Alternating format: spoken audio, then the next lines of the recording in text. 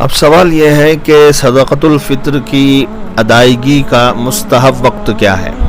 یعنی وہ کون سا وقت ہے جس میں صدقۃ الفطر ادا کرنا مستحب ہوگا۔ تو جاننا چاہیے کہ مستحب یہ ہے کہ عید الفطر کے دن نماز عید کے لیے جانے سے پہلے صدقۃ الفطر ادا کر دیا جائے، کیونکہ ابن عمر رضی اللہ تعالیٰ عنہ نے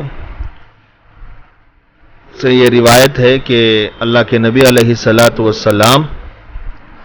کان یأمر باخراج الزکاۃ قبل الغدو للصلاۃ یوم الفطر، یعنی عید کی نماز کو جانے سے پہلے صدقہ فطر نکالنے کا حکم فرمایا کرتے تھے۔ تو لہٰذا اس بات کا خاص دھیان رکھنا چاہیے